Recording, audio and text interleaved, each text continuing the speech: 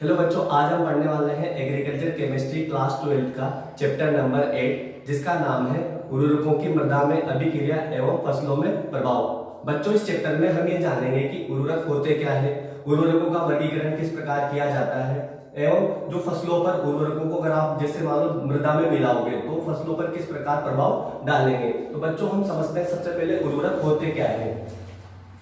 तो जो उर्वरक होते हैं बच्चों, ये सामान्यतः अकार्बनिक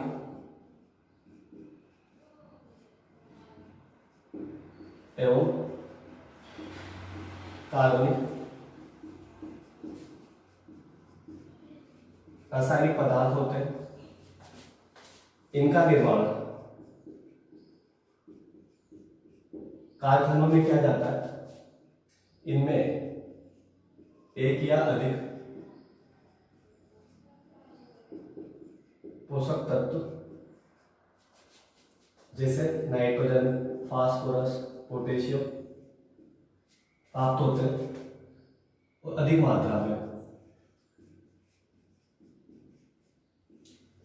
यानी बच्चों उर्वरक क्या होता है? उर्वरक अकार्बनिक या फिर कार्बनिक रासायनिक पदार्थ होते हैं जिनका निर्माण फैक्ट्रियों या कारखानों में किया जाता है, जिनमें एक या अधिक पोषक तत्व अधिक मात्रा में मिलते हैं। ऐसे रासायनिक पदार्थों को बच्चों हम क्या कहेंगे? उर्वरक कहेंगे। बच्चों, कार्बनिक पदार्थ का मतलब होता है हाइड्रोकार्बन एवं इसके व्युत्पन्न, यानी ऐसे यौगिक या ऐसे रासायनिक पदार्थ जो हाइड्रोजन, कार्बन और उसके व्युत्पन्नों से मिलकर बने होते हैं, उनको हम क्या बोलेंगे? कार्बनिक रासायनिक पदार्थ। और इनको छोड़कर जो भी बचेंगे वो क्या कहलाएंगे? अकार्बनिक रासायनिक पदार्थ। तो बच्चों हम जो रासायनिक पदार्थ है या जो यौगिक है उनको दो भागों में बांट सकते हैं। तो जो उर्वरक होते हैं वो अकार्बनिक भी होते हैं और कार्बनिक भी होते हैं, लेकिन सामान्यतः ज्यादातर कौन होते हैं? अकार्बनिक रासायनिक पदार्थ। यानी ज्यादातर उर्वरक अकार्बनिक रासायनिक पदार्थ के बने होते हैं, है ना। कुछ ही उर्वरक कार्बनिक रासायनिक पदार्थ के बने होते हैं। जैसे इसके उदाहरण है कार्बनिक रासायनिक पदार्थ से बने हुए उर्वरकों के यूरिया। इसका जो रासायनिक सूत्र होता है वो होता है NH2 C double bond O NH2। तो देखो बच्चों, इसमें कार्बन भी आ रहा है, ठीक है। इसके अलावा कैल्शियम साइनाइड, इनको छोड़कर, ठीक है। तो आपसे यहाँ से पेपर में ये क्वेश्चन पूछ सकता है कि जो कार्बनिक उर्वरकों के दो उदाहरण दीजिए, तो यूरिया और कैल्शियम साइनाइड। इसके अलावा जो भी आपके सिलेबस में जितने भी उर्वरक दे रखे हो वो सब कौन से? अकार्बनिक, जैसे ammonium sulphate, ammonium chloride, DAP, MOP, diammonium phosphate, MOP यानी muriate of phosphate, SOP sulphate of phosphate, है ना। इनको बच्चों आगे जानेंगे, ठीक है। तो ये तो क्या हुआ आपकी उर्वरक की परिभाषा की उर्वरक किसे कहते हैं। तो बच्चों इसके बाद हम बात करते हैं उर्वरकों की खोज। तो बच्चों उर्वरक की खोज किसने की और कब की, इसकी हम बात करते हैं। तो बच्चों क्या हुआ था कि जो यूरोप में 19वीं शताब्दी में यानी सन 1800 के बाद क्या करते थे बच्चों, जब वहाँ युद्ध वगैरह इस तरह की चीज़ें चलती थी तो वहाँ युद्ध वगैरह में जो राख वगैरह थी या जो बोन्स वगैरह होती थी यानी हड्डियाँ वगैरह होती थी, उनके अंदर क्या करते थे वो सल्फ्यूरिक एसिड मिला लेते थे।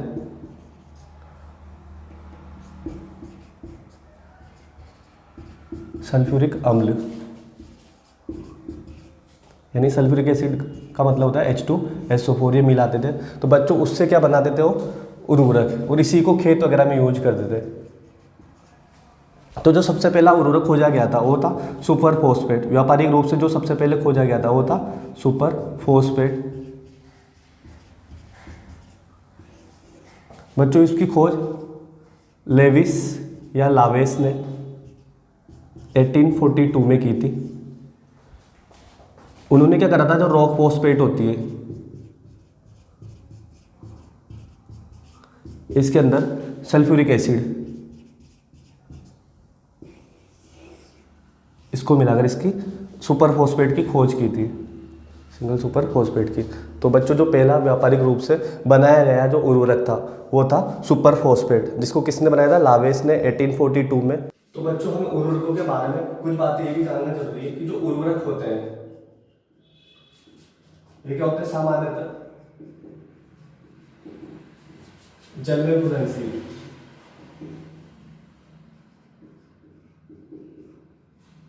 बच्चों किस में घुलनशील होते हैं, जल में घुलनशील होते हैं। तो जल में घुलनशील होने से क्या फायदा, जल में घुलनशील होने की वजह से बच्चों ये पादपों को या फसलों को शीघ्र प्राप्त हो जाते हैं,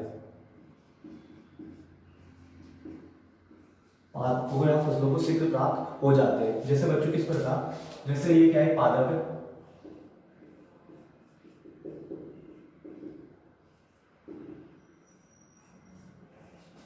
तो जो पादप है बच्चों, तो इसकी जो रूट्स हैं, इसकी जो जड़ें हैं, इन जड़ों में श्रवण पुल जो कि दो प्रकार का होता है, जाइलम और फ्लोएम।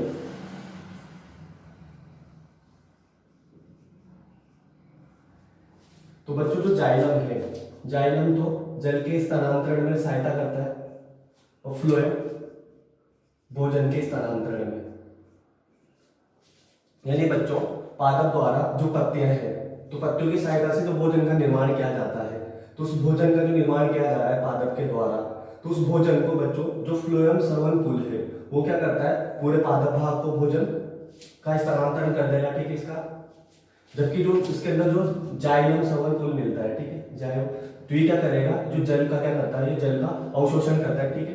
यानी पूरे पादप भाग को जल की प्राप्ति इसकी वजह से ही होती है, ठीक। तो क्या होगा, अगर जो उर्वरक हैं जल में घुलनशील होंगे, जल में घुलनशील होने की वजह से इन उर्वरकों में जो पोषक तत्व होते हैं वो भी किसको प्राप्त हो जाएंगे, पादप को प्राप्त हो जाएंगे। बच्चों इसके बाद हम देखते हैं उर्वरकों का वर्गीकरण। उर्वरकों का वर्गीकरण, तो बच्चों आपके जो बुक है उसके अंदर क्या दे रखा है कि जो उर्वरक है उपलब्ध पोषक तत्वों के आधार पर, इनका जो वर्गीकरण किया जाता है बच्चों, उर्वरकों का जो वर्गीकरण किया जा रहा है वो उपलब्ध पोषक तत्वों के आधार पर किया गया है, ठीक है। यानी किस उर्वरक से किस प्रकार का या कौन सा पोषक तत्व प्राप्त हो रहा है मृदा को या पादपों को, उसके आधार पर इनको 5 प्रकारों में विभाजित किया गया है। जो पहला प्रकार है वो है नाइट्रोजनधारी, नाइट्रोजनधारी उर्वरक यानी नाइट्रोजिनस, नाइट्रोजिनस फर्टिलाइजर। यानी बच्चों ये उर्वरक मृदा को या पादपों को कौन सा पोषक तत्व प्रदान करेगा, नाइट्रोजन। यानी इन उर्वरकों में नाइट्रोजन पोषक तत्व मिलता है, तो ऐसे उर्वरकों को हम नाइट्रोजनधारी उर्वरक या नाइट्रोजिनस फर्टिलाइजर कहेंगे। जो बच्चों दूसरा उर्वरक है वो है फॉस्फेटिक उर्वरक। फॉस्फेटिक उर्वरक यानी बच्चों इनसे फॉस्फोरस पोषक तत्व की प्राप्ति होती है, यानी इनके अंतर्गत फास्फोरस पोषक तत्व मिलता है। यानी बच्चों ऐसे उर्वरक जो मृदा को फास्फोरस पोषक तत्व प्रदान करते हैं, ऐसे उर्वरक को हम फॉस्फेटिक उर्वरक कहेंगे। जो तीसरे उर्वरक होते हैं वो है पोटेशिक उर्वरक। यानी बच्चों ऐसे उर्वरक जिनमें पोटेशियम पोषक तत्व पाया जाता है, यानी जिनको मृदा में मिलाने पर मृदा को ये पोटेशियम पोषक तत्व की प्राप्त होगा मृदा को, उसको हम कहेंगे पोटेशिक उर्वरक। इसके अलावा बच्चों जो चौथा उर्वरक है वो है एकल उर्वरक यानी स्ट्रेट फर्टिलाइजर। स्ट्रेट फर्टिलाइजर बच्चों एकल उर्वरक क्या होता है, ऐसे उर्वरक जिनसे केवल एक ही पोषक तत्व की प्राप्ति हो,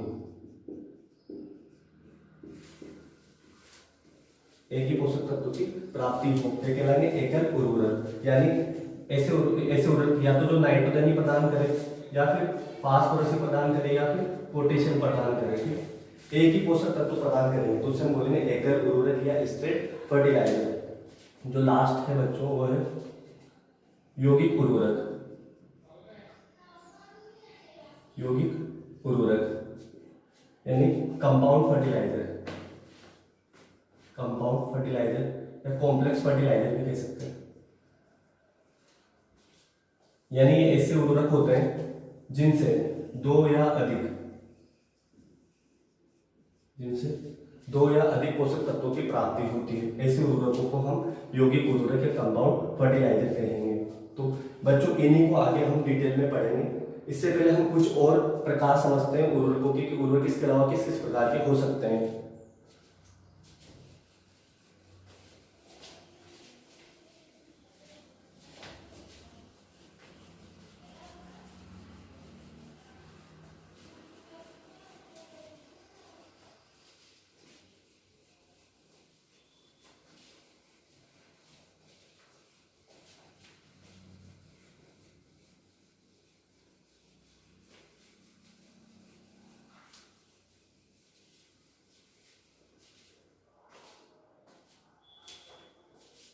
बच्चों हम इसके अलावा उर्वरकों के अन्य प्रकार भी देख रहे हैं। तो जो उर्वरक है बच्चों, यह आपको जेट एग्रीकल्चर सुपरवाइजर जैसे कॉम्पिटिटिव एग्जाम में हेल्प करेगा। उर्वरक है बच्चों, तो हम इनको अकार्बनिक भी बोल सकते हैं, यानी जो कार्बन रहित है। ऐसे उर्वरक जिनमें कार्बन नहीं पाया जाता उसे हम क्या बोलेंगे, अकार्बनिक उर्वरक। अकार्बनिक उर्वरक के जो उदाहरण है वो क्या है, DAP, diammonium phosphate, calcium ammonium nitrate, MOP, muriate of potash, SOP, sulphate of potash. ठीक है, तो बच्चों इनको हम आगे डिटेल में देखेंगे यूनिवर्सिटी। जो दूसरा टाइप होता है, ठीक है, वो होता है कार्बनिक यानी ऑर्गेनिक फर्टिलाइजर, यानी जो कार्बन हाइड्रोकार्बन है उसके उत्पन्न से बने हुए हैं। तो इसके दो उदाहरण बताते हैं, होते हैं यूरिया और कैल्शियम साइनाइड।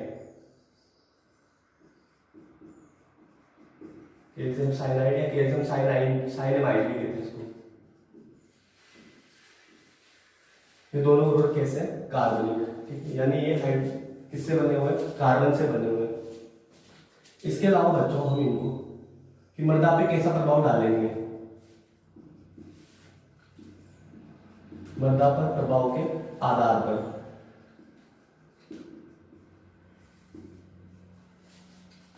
बच्चों अगर ये मृदा में यानी उर्वरकों को अगर मृदा पर मिलाने पर ये मृदा को अम्लीय बना रहे हैं तो इसको हम अम्लीय उर्वरक कहते हैं। ठीक है, यानी मृदा को क्या करेंगे, मृदा के अंदर H+ आयन की सांद्रता को यानी हाइड्रोजन आयन की सांद्रता को बढ़ा देंगे। ऐसे उर्वरक को हम कहेंगे अम्लीय उर्वरक। तो जो इसके उदाहरण है वो है यूरिया, अमोनियम क्लोराइड, ठीक है, और भी होते हैं बहुत सारे। दूसरा होता है क्षारीय उर्वरक, यानी ऐसे उर्वरक जिनको मृदा को मिलाने पर OH- आयन की सांद्रता को बढ़ाते हैं या मृदा को क्षारीय बनाते हैं। ऐसे उर्वरकों को क्षारीय उर्वरक कहेंगे। इसके उदाहरण है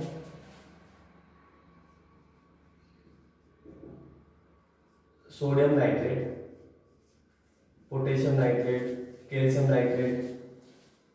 इसके अलावा बच्चों कुछ उर्वरक ऐसे होते हैं जिनको मृदा पर मिलाने पर न तो मृदा को अम्लीय बनाएंगे न मृदा को क्षारीय बनाएंगे। ऐसे उर्वरकों को हम उदासीन उर्वरक कहेंगे। उदासीन उर्वरक यानी मृदा में न तो H+ आयन की सांद्रता बढ़ाते हैं न OH- आयन के। इसके उदाहरण है calcium ammonium nitrate, can, MOP, muriate of potash, sulphate of potash. तो बच्चों ये हमने देखा उर्वरकों का वर्गीकरण मृदा पर प्रभाव के आधार पर किस प्रकार का प्रभाव डालेंगे। लेकिन बच्चों ये कब अम्लीय या क्षारीय कब बनाते हैं मृदा को, जब इनको आधिक्य में डालेगा यानी इनको जरूरत से ज्यादा मिला रहे हो तब। इसके अलावा बच्चों उर्वरकों को हम संपूर्ण उर्वरक में भी बांट सकते हैं। एक और कैटेगरी में संपूर्ण उर्वरक यानी कंप्लीट फर्टिलाइजर।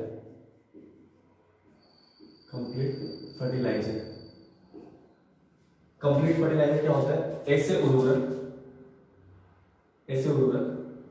जो सारे जो प्राथमिक पोषक तत्व है NPK तीनों को ही प्रदान करते हैं मृदा को। ऐसे उर्वरक को हम क्या कहेंगे, पूर्ण या संपूर्ण उर्वरक, कंप्लीट फर्टिलाइजर। यानी इससे नाइट्रोजन भी मिल सकता है, फास्फोरस भी मिल सकता है, पोटेशियम भी मिल सकता है। अगर एक ही पोषक तत्व प्रदान कर रहे हैं तो उसको हमने कहा था अभी एकल उर्वरक, यानी स्ट्रेट फर्टिलाइजर, यानी जिनसे केवल एक ही पोषक तत्व मिले, एक पोषक तत्व मिले, उसको हम क्या बोलेंगे एकल। तो एक से अधिक दे रहा है तो उसको हम बोलेंगे यौगिक उर्वरक, एक से अधिक पोषक तत्व, यानी जो मृदा को एक से अधिक पोषक तत्व प्रदान कर रहे हैं तो उनको हम क्या बोलेंगे यौगिक उर्वरक, यानी जिनको ऐसे उर्वरक जिनको मृदा में मिला हो, तो ये तो नाइट्रोजन भी प्रदान करते हैं, फास्फोरस भी प्रदान करते हैं, ठीक है, फास्फोरस पोटेशियम भी ले सकता है या नाइट्रोजन पोटेशियम भी ले सकता है। इसे इसके उदाहरण है डीएपी, डाई अमोनियम फॉस्फेट, तो इससे नाइट्रोजन भी मिलता है और साथ में क्या मिलेगा फास्फोरस भी। जो कि एकल का उदाहरण क्या है यूरिया, इससे केवल क्या मिलेगा नाइट्रोजन। सिंगल सुपर फॉस्फेट, इससे केवल क्या मिलेगा फास्फोरस। तो ये जो है एकल। इसके अलावा डीएपी, ये जो डीएपी डाई अमोनियम फॉस्फेट, इससे क्या मिलेगा नाइट्रोजन भी मिलेगा, फास्फोरस पोषक तत्व भी मिलेगा।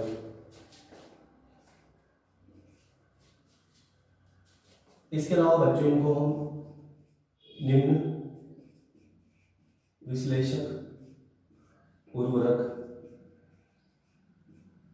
यानी ऐसे उर्वरक जो मृदा को 25% से कम प्राथमिक पोषक तत्व प्रदान करते हैं, ठीक है, या जिनके अंदर ऐसे उर्वरक जिनके अंदर 25% से भी कम प्राथमिक पोषक तत्व, यानी जैसे एनपीके होता होगा, ऐसे उर्वरक को हम क्या करेंगे निम्न विश्लेषक उर्वरक, यानी लो एनालिसिस